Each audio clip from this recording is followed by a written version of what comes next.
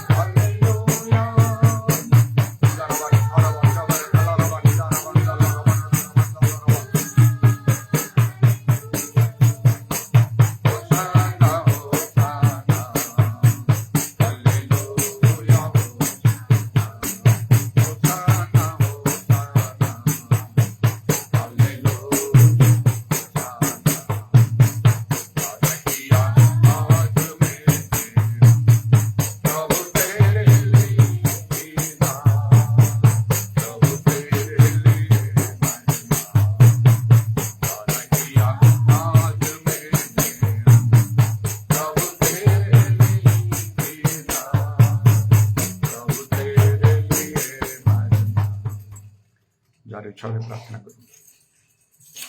धन्यवाद धन्यवाद प्रशंसा गौरव महिमा संभ्रम करते प्रभु तुम्हें महान परमेश्वर अत्यंत प्रशंसनीय तुम्हें जी अच्छे से अच्छो तुम्हारा परिवर्तन नहीं हालेलुया हालेलुया हालेलुया ग्लोरा बंदा मनुष्य खरवत्र मनि खलबंदरी विक्र मनुष्य बंगरवा तुम्हें सर्वत्र विद्यमान परमेश्वर हालेलुया हालेलुया तुम्हें सर्वद्रष्टा परमेश्वर हालेलुया हालेलुया तुम्हें मुक्तिकर्ता तुम्हें त्राणकर्ता उद्धारकर्ता तुम तुल्य के नथिले की नांति के हे परिवे नहीं प्रभु हालेलुया ग्लोरा बंदा मनुष्य खरवत्र मनि खलबंदरा बत्रवा तुम्हें सब जानी अच्छे प्रभु तुम्हें हमर बसिबा उठिबा क्रोध करिबा सब विषय तुम्हें जानी मनुष्य खरवत्र मनि खलबंदरा तुम्हें सर्वदा सब विषय तुम्हें शासन करता है प्रभु हमर hallelujah hallelujah hallelujah glory glory तुम हस्तरे पड़िबा प्रभु नित्यानंद प्रभु प्रयोजन प्रभु हालेलुया हालेलुया हालेलुया कोनोसी मनुष्य हस्ते न पड़ो प्रभु हालेलुया ग्लोरा बंदा मनुष्य खरवत्र मनि खलबंदरा धन्यवाद धन्यवाद धन्यवाद धन्यवाद ए पर्यंत प्रभु तुम्हें सहाय्य करिছো अनुग्रह करिছো तुमर परिचय प्रदान करिছো एवं समस्त उत्तम विषय तुम्हें हमको प्रदान करिছো प्रभु जाहे जगत दे पारे नहीं तुम्हारे शांति देছো तुम आनंद देছো प्रभु हालेलुया हालेलुया हालेलुया ग्लोरा बंदा मनि खलबंदरा निश्चय प्रभु तुम्हें हमको प्रतिपालक हेছো hallelujah hallelujah hallelujah hallelujah hallelujah hallelujah ओ प्रभु हमने विनाश पथ को जाई न प्रभु मात्र प्रभु तुम्हें पालक प्रहरी और प्रचार को देखि प्रभु तुम्हें हमको सजाड़ी अच्छो प्रभु तुम्हें हमको शक्ति देइछो तुम्हें हमको सामर्थ्य देइछो हालेलुया हालेलुया बापर विजय जीवन काटिया को तुम्हें हमको सहाय्य करिছো तुम्हारे वाक्य हमको प्रभु ताहा प्रदान करिछि प्रभु नाम धन्यवाद दिए धन्यवाद दिए हालेलुया ग्लोरा बंदा मनुष्य खरवत्र कोनोसी मनुष्य हमको शत्रु नहति प्रभु सकाशर पापात्मा गण प्रभु आ समस्त विषय से माने बारंबार करूछन प्रभु मात्र प्रभु तुम्हें कोले शक्ति युक्त होआ पाई ओ प्रभु शक्ति युक्त होआ पाई तुम्हारा आत्मा को द्वारा हालेलुया हालेलुया हालेलुया ग्लोरा बंदा मनुष्य खरवत्र तार दुड़ा गुण सब भांगिया पाई तुम्हें हमको अधिक अधिक आत्मा परिपूर्ण कर हालेलुया हमको पूरा खल बंदा मनुष्य खरवत्र तुम प्रेम रे जेपरि केही हमको विच्छिन्न करि पाइबे नाही प्रभु तुम्हें सहाय्य करो तुम्हें अनुग्रह करो हालेलुया हालेलुया हालेलुया ग्लोरा बंदा मनुष्य खरवत्र ग्लोरा बंदा मनि खलबंदरा हालेलुया हालेलुया हालेलुया धन्य प्रभु तुम्हें से साहस सुबुद्धात्मा तुम्हें हमको प्रदान करथिया पाई तुम नाम को कोटि कोटि धन्यवाद दोछि प्रभु हालेलुया हालेलुया हालेलुया ग्लोरा बंदा मनुष्य खरवत्र तुमको भय करा दे प्रभु या तुम पाखरे क्षमा अछि प्रचुर मुक्ति अछि हालेलुया हालेलुया हालेलुया आ पाप को भय करिया को तुम हमको सिखैछो सेतबाई प्रभु तुम नाम कोटि कोटि धन्यवाद दोछु हालेलुया हालेलुया हालेलुया आज प्राप्त कर पाई तुम नाम को धन्यवाद दिए आज दिन पाई तुम नाम को धन्यवाद दिए प्रभु तुम्हें हमको सहित रे परमेश्वर इमानुएल परमेश्वर एटा पाई तुम नाम को धन्यवाद दिए हालेलुया हालेलुया हालेलुया ए मंडल पाई मध्ये तुम नाम को धन्यवाद दिए ओ प्रभु अनेक दिन प्रभु वर्ष वर्ष धरि ओ प्रभु तुम्हें हमन के मंडली रखिछे प्रभु ए पर्यंत प्रभु सेतबाई प्रभु तुम नाम को धन्यवाद दिए शैतान बहुत कौशल करछि प्रभु आ जेपरि ओ प्रभु हमने मंडली परित्याग करको ताके बेबी हे परिबो नाही प्रभु हालेलुया ग्लोरा बंदा मनि कारण हम सर्वस्व दे प्रभु हमनकर प्राण मन शरीर आत्मा प्रभु सब दे प्रभु ए मंडली लागि अछि प्रभु हालेलुया ग्लोरा बंदा मनुष्य खरवत्र मनि खलबंदरा आ तुम जानिछ ओ प्रकार अंतर रे हम स्थान रे अछि प्रभु ताहा तुम जानिछ प्रभु यदि कोनोसी प्रभु प्रकाश भाबरे मध्य गुप्त भाबरे यदि कोनोसी पाप करि थाय प्रभु तुम मते क्षमा करो मात्र मु जाने तुमे मते स्वप्न दर्शन दे समस्त विषय तुम परिचालित करूछ प्रभु तुम नाम को धन्यवाद दिए हालेलुया हालेलुया हालेलुया मध्य प्रभु तुम दास के पाई धन्यवाद दे तासे हमन को ओ प्रभु कृष्ण भरे हमन को नूतन जन्म देइ छथि हालेलुया सेत भाई प्रभु समस्त उत्तम विषय हमें जाको सहभागी करे हालेलुया हालेलुया हालेलुया केबे भी ओरी खलबा निखलबंदा मनि खलबरबतबा हो प्रभु आसे विरुद्धाचरण पर्यंत करिनो प्रभु मात्र प्रभु तुम्हें जानो समस्त विषय तुम्हें जो अंतकरण मर्म परीक्षक प्रभु तुम्हें समस्त विषय जानो हालेलुया ताकर समस्त उत्तमता ताकर समस्त शिक्षा चेतना प्रेरणा पई आज एई समय रे अछि प्रभु ताहा केबे निंदनीय नहि प्रभु केबे निंदा करि पारिबो नाही प्रभु हालेलुया हालेलुया हालेलुया मात्र प्रभु समस्त विषय तुम्हें जानो ताकर परिवार पई ओ प्रभु आ तुमर समस्त विषय तुम्हें जानो प्रभु हालेलुया ताकर कोन प्रयोजन ताहा तुम्हें जानो तासे तुमर किछि मागंती नाही प्रभु हालेलुया ग्लोरा बंदा मनुष्य खरवत्र मनि खलबंदरा तुम पर संपूर्ण निर्भर करंती हालेलुया हालेलुया हालेलुया होसाना होसाना होसाना होसाना आत्मिक सांसारिक समस्त विषय तुम ताक पई पर्यंत साधन करि आछछ आ जहां मध्ये अछि ताहा को मध्ये तुम सुधार मते तुम समर्थ में साधन करिवो सेति भाई मध्ये प्रभु तुम नाम को धन्यवाद दिया हालेलुया प्रभु यदि कौन सी शक्ति ओ प्रभु आमन को विचलित करुछि प्रभु ताहा मध्य तुम जान प्रभु हालेलुया हालेलुया तेणु करी ओ प्रभु तार समस्त चातुरी विरुद्ध दंडायमान हबाको तुम आमन को शक्ति युक्त करो प्रभु हालेलुया हालेलुया आमे अज्ञान हो प्रभु हालेलुया उरा खाला बंदा मनुष्य खारगत्या माने खाला बातवा मंडली समूह प्रति मध्य तुम दया करो प्रभु आज शैतान भयंकर भाव कार्य करी विभिन्न प्रकार भाव समस्त नहीं जाउछि प्रभु माते तुम पवित्र परमेश्वर तुम मूल तुम पवित्र से तुम लोक माने पवित्र रंगी हालेलुया हालेलुया हालेलुया ग्लोरा बंदा माने खाला बातवा यदि कोन सांसारिक चिंता सांसारिक भावना से मान को तुम प्रेम रे विच्छिन्न करछि प्रभु ताहा से मान को थारो आ प्रभु आ तुम दया करी धर नाही प्रभु हालेलुया से मान क्षमा करी तुम प्रेम रे तुम आकर्षण करो आज ये परि प्रार्थना में सुनुथिलो प्रभु तुम उदय गमन कले तुम तोर गमन का आकर्षण करबा हालेलुया ओ प्रभु तुम जा आकर्षण करे प्रभु से ही तुम निकटे रहि पारे प्रभु हालेलुया हालेलुया हालेलुया उरा खाला बंदाबा इरा खाला बंदारी बिटा मनुष्य खारबतवा प्रत्येक को दया करो अनुग्रह करो हां प्रभु तुम सेवा उपासना करबा ये सब विषय तुम लाभजनक शांतिजनक आनंदजनक ताहा नै प्रभु से त्यागर विषय रही प्रभु निश्चय प्रभु तुम ताहा मन को शिक्षा देउछ जे प्रभु तुम नाम को धन्यवाद दे अनेक कष्ट करी प्रभु धार्मिक मन यदि कष्ट रे परित्राण पाइबे पापी के हमरे मुंह देखे प्रभु तेणु अनेक प्रभु से संकीर्ण द्वारा दे जाई पारत नै मात्र तुम आमन को सहाय्य करूछ आगामी दिन रे मध्ये सहाय्य करिवो सेटै मध्ये प्रभु तुम नाम को धन्यवाद दे प्रत्येक को से मन तुम दियो प्रभु सब के केवल सुख स्वाच्छंद सौभाग्यजनक हेबो नाही प्रभु हालेलुया हालेलुया हालेलुया हालेलुया कारण तुम तो आमन आदर्श हालेलुया ग्लोरा बंदा मनुष्य खारगत्रबा ग्लोरा बंदा माने खाला बंदारी बिट्रा मनुष्य बंगलबा तेणु प्रत्येक को तुम दया करो तुम दास छिला बेले जे परि तुम दास नथिला बेले से परि प्रभु समान उद्योग कार्य करिया पे प्रत्येक को दया करो असुस्थ पीड़ित मन को सहाय्य करो हालेलुया एवं कारण पाई प्रभु अनेक प्रभु मंडली आसी बना ताहा तुम जानो प्रभु तुम यदि मुक्त करबो ओ प्रभु प्रकृति से माने मुक्त है प्रभु हालेलुया ग्लोरा बंदा मनुष्य खारगत्र माने खाला बत्रबा प्रत्येक को तुम आकर्षण करो प्रभु तुम दया करो हां प्रभु ते पवित्र आत्मा कार्य तुम करो हां प्रभु पवित्र आत्मा कार्य करी हम जेपरि हम शारीरिक भाव रे जीवन न करू प्रभु से तुम हमन को सहाय्य करो हालेलुया ग्लोरा बंदा मनुष्य खारगत्रबा नरे तुम निजे विद्रोही हो प्रभु हालेलुया हालेलुया पवित्र आत्मा सुखाकुल हे जो प्रभु तुम हमन को सहाय्य करो हालेलुया ग्लोरा बंदा मनुष्य खारगत्रबा इरा खाला बंदा माने खारगत्रबा दूर दूरांतर प्रत्येक को मध्य दया करी अनुग्रह करो तुम्हारा कार्य वृद्धि करो प्रभु तुम लोक मान को दे तुम कार्य वृद्धि करो प्रभु हालेलुया हालेलुया हालेलुया इरा खाला बंदा मनुष्य खारगत्रबा ई राज्यर समस्त अंधकार कार्य लोप पाओ प्रभु समस्त मु जानंतु चिन्हंतु मुक्त होंदु प्रभु हालेलुया ग्लोरा बंदा मनुष्य खारगत्रबा इरा खाला बंदा माने खाला बंदारी बिट्रा माने खाला बंदरबा निश्चय प्रभु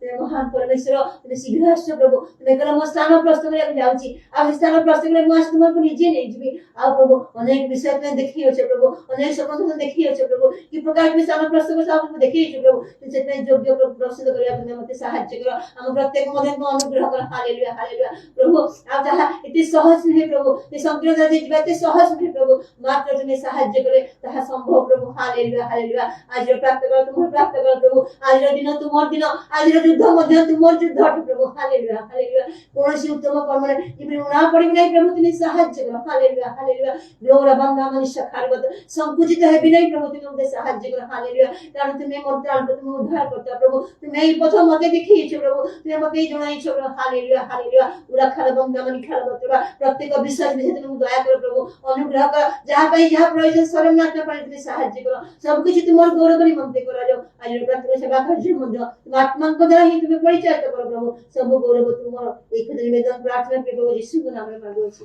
आमीन।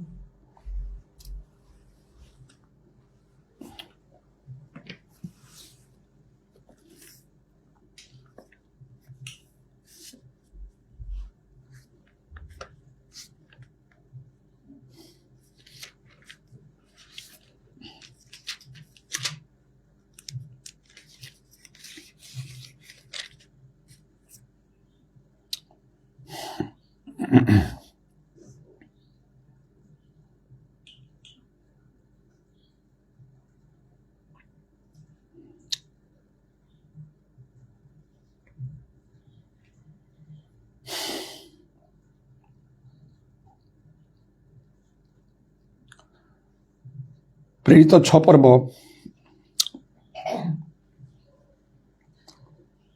6, 7 ଆଉ 8 ପଦରେ ଲେଖା ଅଛି ପ୍ରେରିତ ମାନଙ୍କ ସମ୍ମୁଖରେ ଉପସ୍ଥିତ କଲେ ଆଉ ସେମାନେ ପ୍ରାର୍ଥନା କରି ସେମାନଙ୍କ ଉପରେ ହସ୍ତାର୍ପଣ କଲେ।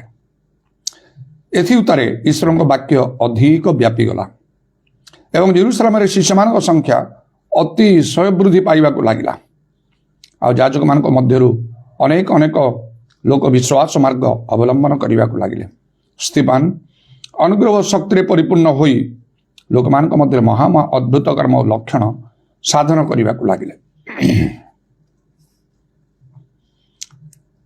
2 ଦିନ ହେଲା ଗୋଟିଏ ବିଷୟରେ ସିରିଜ ଆକାରରେ ଅନୁକ୍ରମ ଭାବରେ ମୁଁ କହୁଛି, ହୁ ଇଜ୍ ଲାଇକ୍, କିଏ ସେପରି, ହୁ ଇଜ୍ ଲାଇକ୍ ପଲ୍, ପାଉଲଙ୍କ ପରି କିଏ, ହୁ ଇଜ୍ ଲାଇକ୍ ପିଟର, ପିତରଙ୍କ ପରି କିଏ, ଆଉ ଆଜି ମୁଁ କହିବା ପାଇଁ ଚାହୁଁଛି ହୁ ଇଜ୍ ଲାଇକ୍ ଷ୍ଟିଫେନ୍, ସ୍ତିଫାନଙ୍କ ପରି କିଏ। 8 ପଦରେ ଲେଖା ହେଲା, ସ୍ତିଫାନ ଅନୁଗ୍ରହ ଓ ଶକ୍ତିରେ ପରିପୂର୍ଣ୍ଣ ହୋଇ ଲୋକମାନଙ୍କ ମଧ୍ୟରେ ମହା ଅଦ୍ଭୁତ କର୍ମ ଲକ୍ଷଣ ସାଧନ କରିବାକୁ ଲାଗିଲେ। କେବଳ ସେ ଅନୁଗ୍ରହ ଆଉ ଶକ୍ତିରେ ପୂର୍ଣ୍ଣ ନଥିଲେ, ଆଉ ମାତ୍ର 3 ପଦରେ ଲେଖା ଅଛି,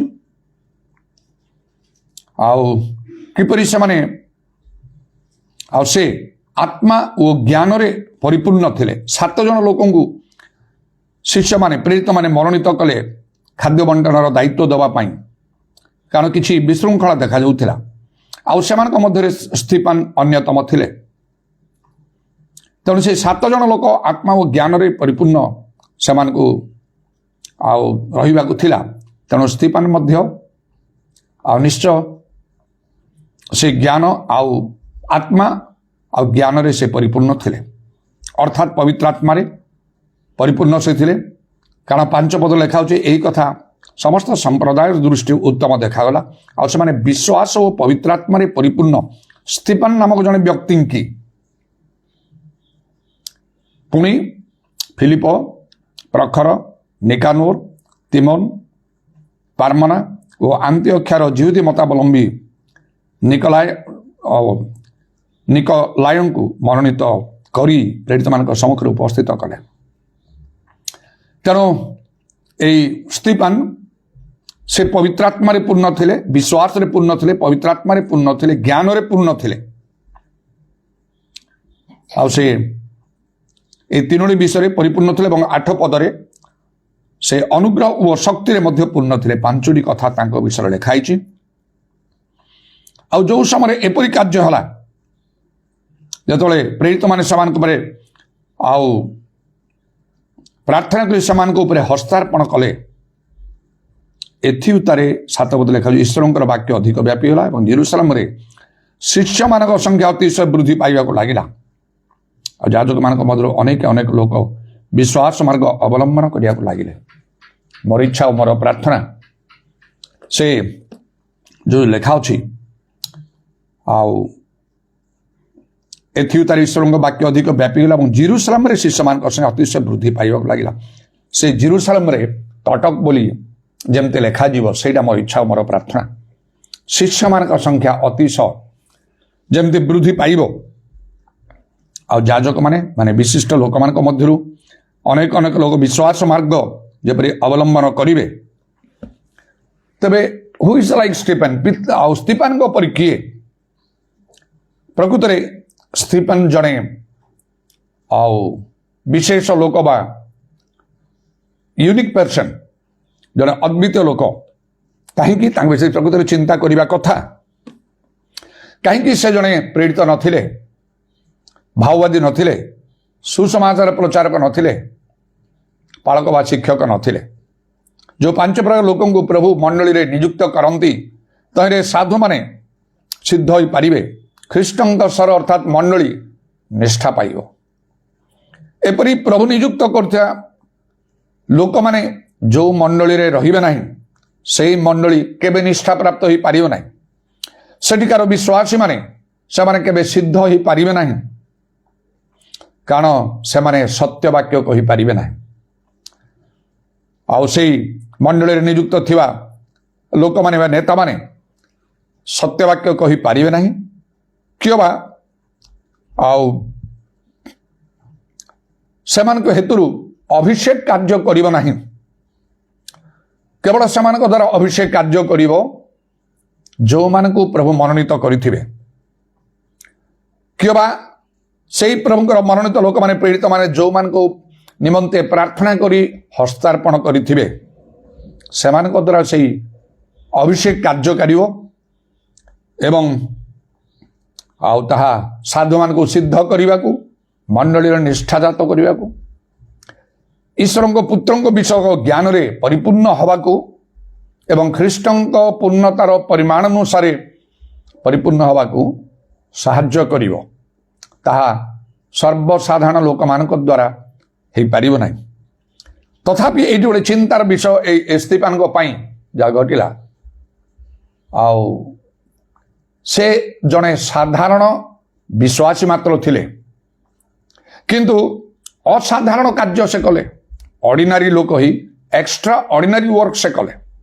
ତାହା ମୁଁ ସବୁବେଳେ କହିଥାଏ ମୋର ଶିକ୍ଷାରେ, ସମସ୍ତେ ଯେ ଇଚ୍ଛା କରିବ ସେ ପ୍ରେରିତ ହେଇପାରିବନି, ଭାବବାଦୀ ହେଇପାରିବନି, ସୁସମାଚାର ପ୍ରଚାରକ ହେଇପାରିବନି, ପାଳକ ଶିକ୍ଷକ ହେଇପାରିବନି। ତାହା କେବଳ ପ୍ରଭୁଙ୍କର ସ୍ୱାଧୀନ ଇଚ୍ଛା ଅନୁସାରେ, ପ୍ରଭୁଙ୍କ ନିଜ ଇଚ୍ଛାରେ ପ୍ରଭୁ ଯାହାକୁ ଚାହିଁବେ ତାହାକୁ। ଯେପରିକି ଏତେ ଏତେ ଇସ୍ରାଏଲ ସନ୍ତାନମାନେ ଥିଲେ, ସେମାନଙ୍କ ମଧ୍ୟରୁ ମଶାଙ୍କୁ ମନୋନୀତ କଲେ ବୁଦା ମଧ୍ୟରୁ ତାଙ୍କୁ ଦର୍ଶନ ଦେଇ କଥା କହିବାକୁ। ମିଶର ଦେଶରୁ ବାହାର କରି ଆଉ ଆଣି କିନାନ ଦେଶକୁ ନେବାକୁ ଜଣେ ଲୋକକୁ ପ୍ରଭୁ ମନୋନୀତ କଲେ। ଇସ୍ରାଏଲର 12 ଗୋଷ୍ଠୀ ଅନୁସାରେ 12 ଲୋକଙ୍କୁ ବି କରିପାରିଥାନ୍ତେ। ଅଲରେଡି ସେ କହିଲେ ନାଇଁ, ତମେ ଆଉ ତମ ସହିତ ଆଉ 11 ଜଣ ଲୋକଙ୍କୁ ଆଣ, ପ୍ରତ୍ୟେକ ଗୋଷ୍ଠୀରୁ ଜଣେ ଜଣ କରିକି 12 ଜଣ ଲୋକ ତମେ ଉପସ୍ଥିତ ହେବାକୁ ପଡ଼ିବ। ଏ ପ୍ରକାର କହିଲେ ନାହିଁ, ତାଙ୍କ ଇଚ୍ଛା ହେଲା ଜଣକୁ। ତାପରେ ତାଙ୍କର ସହକର୍ମୀ ଭାବରେ ଆଉ ଜଣକୁ ଦେଲେ, ତାଙ୍କ ନିଜ ବଡ଼ ଭାଇ ହାରୋନ ତାଙ୍କୁ ଦେଲେ, ପ୍ରକାଶ ଭାବରେ କହିଲେ। ଆଉ ମରିୟମ ମଧ୍ୟ ଭାବବାଦୀ ନେଇ କରୁଥିଲା, କିନ୍ତୁ ତାକୁ ପ୍ରଭୁ କେବେ ତାକୁ ସେ ପ୍ରକାର ଭାବରେ ଆହ୍ୱାନ କରିନାହାନ୍ତି। କିନ୍ତୁ ପ୍ରଭୁ ତାକୁ ଲୁକାୟିତ ଭାବରେ ଗୋଟିଏ ପ୍ରକାର ତାକୁ ବ୍ୟବହାର କରିବାକୁ ମଧ୍ୟ ଲାଗିଲେ, ଗୋଟେ ଭାବବାଦୀ ଭାବରେ। ଏପରି ବିଶେଷ କୌଣସି କାର୍ଯ୍ୟ ବି ତ ତା ଦ୍ୱାରା କିଛି ଦେଖାଯାଉ ନାହିଁ। ତଥାପି ସେ ଭାବବାଦୀ ଥିଲା, ଆଉ ତାକୁ ମଧ୍ୟ ଗଣନା କରାହେଲା ସେ 3 ଜଣଙ୍କ ମଧ୍ୟରେ। ତେଣୁ ପ୍ରଭୁ ତାଙ୍କର ସ୍ୱାଧୀନ ଇଚ୍ଛା ଅନୁସାରେ ଯେତେବେଳେ କାର୍ଯ୍ୟ କରିବେ, ଆଉ ପ୍ରକୃତ ପ୍ରଭୁଙ୍କ ଲୋକମାନେ ପଲ୍ଲର ଦାୟିତ୍ୱ ନେବେ, ତତ୍ତ୍ୱ ନେବେ ମଣ୍ଡଳୀର, ସେ ମଣ୍ଡଳୀ ଆଉ ପ୍ରକୃତ ମଣ୍ଡଳୀ ହେଇପାରିବ, ଯାହାକୁ ନରକର ବଳ ପରାଜୟ କରିପାରିବ ନାହିଁ।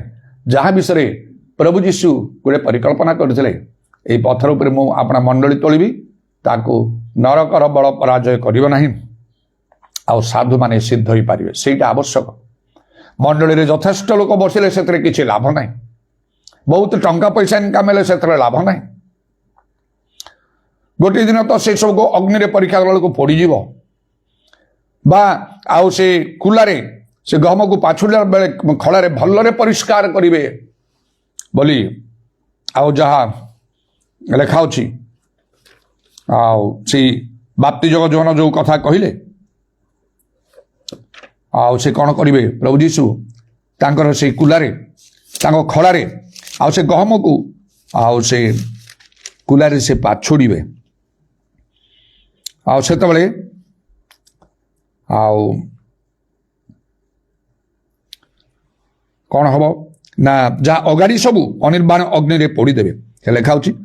ଆଉ ସେ ନିଜ ଖଳା ଉତ୍ତମ ରୂପେ ପରିଷ୍କାର କରି ଆପଣା ଗହମ ଅମାରରେ ସଂଗ୍ରହ କରି ରଖିବେ। ତାଙ୍କ ହାତରେ କୁଲା ଅଛି, ତେଣୁ ଉତ୍ତମ ରୂପେ ସେ ପରିଷ୍କାର କରିବେ, ଟିକିଏ ଏପାଖ ସେପାଖ ହବ ନାହିଁ, ଗହମ ନଷ୍ଟ ହେଇପାରିବ ନାହିଁ। ଅଗାଡ଼ି ସହିତ କିମ୍ବା ଅଗାଡ଼ି ଗହମ ସହିତ ରହିପାରିବ ନାହିଁ। ଉତ୍ତମ ରୂପେ ସେ ପରିଷ୍କାର କରିବେ, ତାଙ୍କ ହାତରେ କୁଲା ଅଛି, ମୁଖାପେକ୍ଷା ନାହିଁ ତାଙ୍କଠାରେ। ଆମେ ଯେତେ ଦାବି କରୁ ନିଜକୁ ମୁଁ ଭଲ, ଯଦି ପ୍ରଭୁ ସେଟା ଗ୍ରହଣ କରିବେ ତ ଭଲ କଥା, ନହେଲେ କୌଣସି ପ୍ରକାରେ ଆଉ ଆମେ ଭଲ ହେଇପାରିବାନି। ଗୋଟିଏ ସମୟ ଆସିବ ଆମେ ମନ୍ଦ ବୋଲିକି ସମସ୍ତଙ୍କ ଆଗରେ ପ୍ରମାଣିତ ହେଇଯିବା।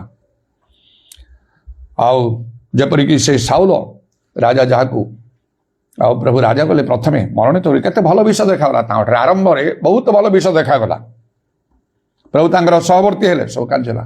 କିଛି ସମୟ ପରେ ତାଙ୍କର ପତନ, ଡାଉନଫଲ୍। ସେ ନିଜକୁ ଯେତେ ଚେଷ୍ଟା କଲେ ଜଷ୍ଟିଫାଇ କରିବା ପାଇଁ, ସାଉଲ ଭବିଷ୍ୟତ ବକ୍ତାଙ୍କର ସମ୍ମୁଖରେ, ତୁମେ ସଦାପ୍ରଭୁଙ୍କର ଆଶୀର୍ବାଦର ପାତ୍ର, ମୁଁ ସଦାପ୍ରଭୁଙ୍କର ବାକ୍ୟ ସଫଳ କରିଛି। ସାମଗ୍ରୀ ତାହେଲେ ଏସବୁ ଗୋରୁ ମେଷର ରବ କ'ଣ ମୁଁ ଶୁଣୁଛି? ସେ କହିଲେ ସବୁ ସଦାପ୍ରଭୁଙ୍କ ଦେଶରେ ବଳିଦାନ କରିବା ପାଇଁ ଅଣାହେଇଛି। ସଦାପ୍ରଭୁଙ୍କର ବାକ୍ୟ ଗୋଡ଼ି ଗୋଡ଼ି ତାଙ୍କୁ ଧରିଲା। ସଦାପ୍ରଭୁଙ୍କର ଅବଶୁଣିଆରେ ଯେପରି ତାଙ୍କର ସନ୍ତୋଷ, ହୋମ କି ବଳିଦାନରେ ତାଙ୍କର ସନ୍ତୋଷ ଅଛି, ବିଦ୍ରୋହିତା, ମନ୍ତ୍ର ପାଠ ପାପ ତୁଲ୍ୟ, ଅବାଧ୍ୟତା, ଅବସ୍ତୁ ଆଉ ଠାକୁରମାନର ପୂଜା ତୁଲ୍ୟ ତୁମେ ମୂର୍ଖର କର୍ମ କରିଛ ଏବଂ ସଦାପ୍ରଭୁଙ୍କର ବାକ୍ୟ ତୁଚ୍ଛ କରିଛ। ଆଉ ତେଣୁ ସଦାପ୍ରଭୁ ତୁମକୁ ତୁଚ୍ଛ କରିଛନ୍ତି, ରାଜା ହେବାରୁ ସେ ଅଗ୍ରାହ୍ୟ କରିଛନ୍ତି, ତୁମଠାରୁ ଉତ୍ତମ ଜଣେ ପ୍ରତିବାସୀକୁ ମନୋନୀତ କରିଛନ୍ତି। ଏପରି କଥା ଯଦି କୁହାଯିବ କ'ଣ କରିବ? ସେତେବେଳେ କେତେ ବାଦ ବିବାଦ କରିବ ପ୍ରଭୁଙ୍କ ସହିତ, ନିଜର ବିନାଶ ଛଡ଼ା କିଛି ନାହିଁ। ତେଣୁ ଏପରି ଅନେକ ନିଜକୁ ଜଷ୍ଟିଫାଇ କରିବାକୁ ଚେଷ୍ଟା କରିବେ, ମୁଁ ଭଲ, କିନ୍ତୁ ତାଙ୍କର ସବୁ ଖରାପ ବିଷୟ ପଦାରେ ପଡ଼ିଯିବ। କାରଣ ଲେଖା ହେଉଛି ଯାହା ଗୁପ୍ତ ଭାବରେ କରାଯାଏ ପ୍ରକାଶରେ ଆଉ ତାକୁ କୁହାଯିବ, ତାକୁ ଦେଖାଯିବ।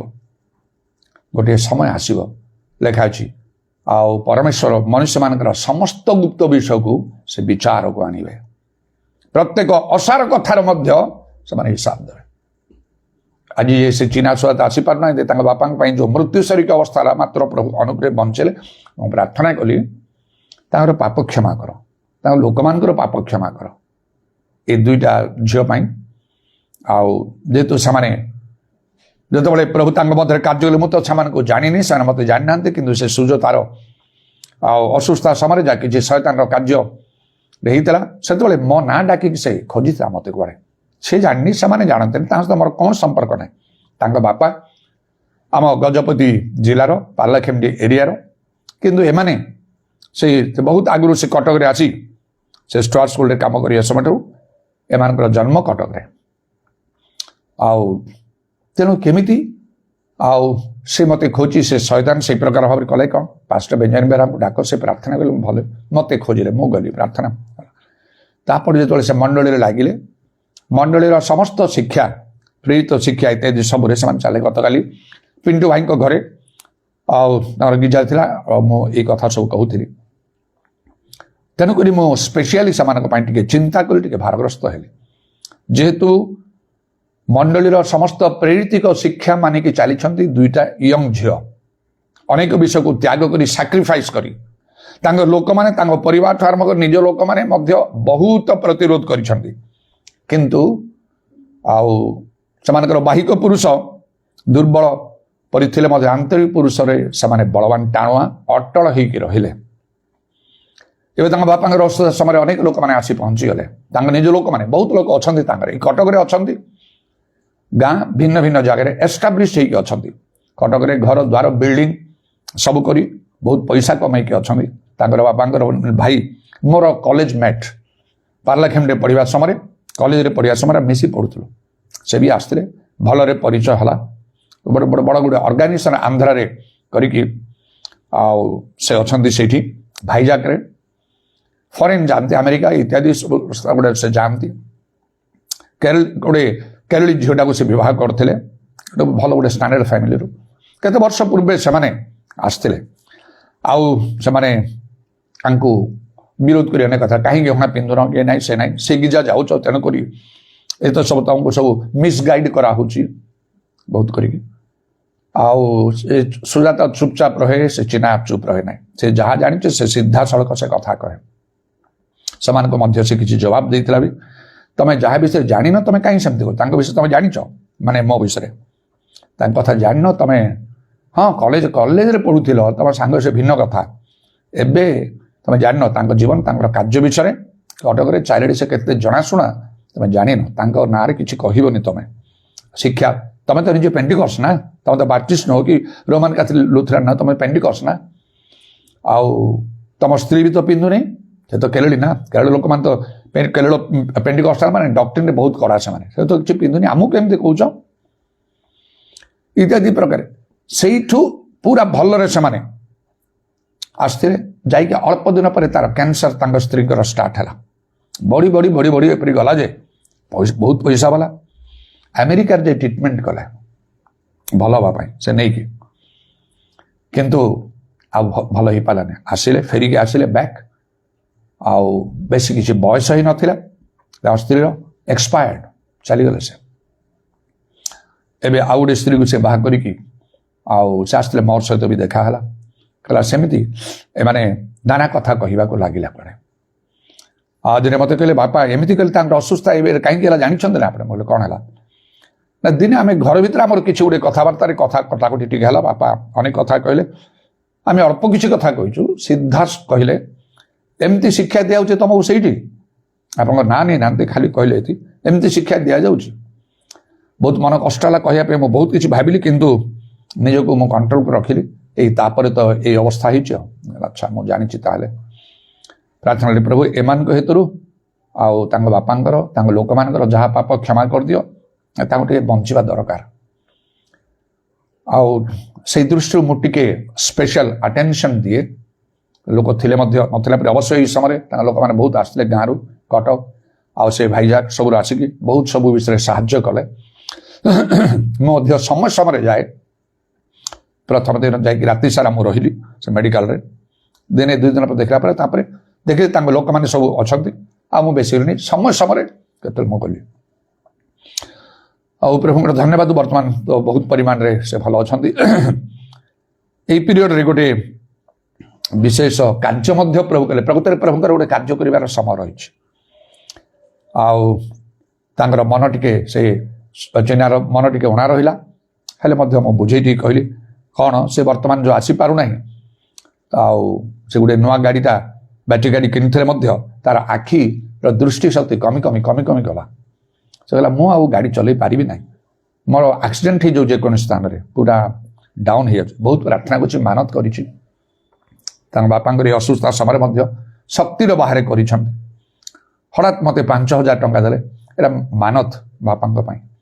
ବାପା ଏତେ ଭଲ ବ୍ୟବହାର କରୁନାହାନ୍ତି କିନ୍ତୁ ତାଙ୍କ ପାଇଁ ଉପବାସ ପ୍ରାର୍ଥନା, ରାତି ମୋର ଗାଇଡାନ୍ସ ଅନୁସାରେ ସପ୍ତାହେ ମଧ୍ୟରାତ୍ରିରେ ପ୍ରାର୍ଥନା, ଗୋଟେ ଦିନ ଉପବାସ, ମାନତ କରିବା ଭିତରେ ମୁଁ ଏତେ କହିନି। ସେମାନେ ଜାଣନ୍ତି 5,000। ମୁଁ କହିଲି ନାଇଁ ତମଠାରୁ 5,000 ଟଙ୍କା ମୋତେ କହିଛି। ନାଇଁ ମୁଁ ତ ମାନତ କରି ସାରିଛି। ମୋତେ ଏତେ କଷ୍ଟ ଲାଗୁଛି, କ'ଣ କରିବି? ଗୋଟେ କାମ କରିବି, ଏ 5,000 ମୋହନା କାମ ପାଇଁ ମଣ୍ଡଳୀ ପାଇଁ ମୁଁ ରଖିଦେବି, ମୁଁ ଏଇଟା ଛୁଇଁବି ନାହିଁ। ଆକ୍ସେପ୍ଟ କଲି, ମୋହନା ପାଇଁ ରଖିଦେବି। 5,000ରୁ 5 ଟଙ୍କା ମୋ ପାଖକୁ ମୁଁ ନେଲି ନାହିଁ। କହିଲେ ଆପଣ ସେଟା ଯାହା ଚିନ୍ତା କରିବେ, ମୁଁ ତ ମୋର ମାନତ ପୂର୍ଣ୍ଣ କଲି। ମୁଁ କହିଲି ଓକେ ଠିକ୍ ଅଛି। ଆଉ ବିଭିନ୍ନ ସମୟରେ ବିଭିନ୍ନ ଭାବରେ ଆଉ ସେମାନେ କରିଛନ୍ତି ସବୁ। ତାଙ୍କ ଲୋକମାନେ ଯେତେବେଳେ ସମସ୍ତେ ଆସିଲେ ଦେଖିଲେ, ଜାଣିଲେ ସେ ଦେଖିପାରୁନାହିଁ, ମେଡ଼ିକାଲ ବଡ଼ କଷ୍ଟରେ ଯାଉଛି, ତାକୁ ଧରିକି ନେବା କରିବାକୁ ପଡ଼ୁଛି। କହିଲା ଦେଖିପାରୁନି ଏମିତି। ତାପରେ ତାଙ୍କ ଲୋକମାନେ ସମସ୍ତେ ମିଶିକି ଆଉ ତାର ଆଖି କ'ଣ ଅପରେସନ୍ କରାହେବ ନା କ'ଣ, ଆଇ ଡକ୍ଟର ସହିତ କନସଲ୍ଟ କରିବାକୁ ଲାଗିଲା। ମୋତେ ଜଣେଇଲେ, ମାନେ ସମସ୍ତେ ମୋତେ କହୁଛନ୍ତି, ବାଧ୍ୟ କରୁଛନ୍ତି।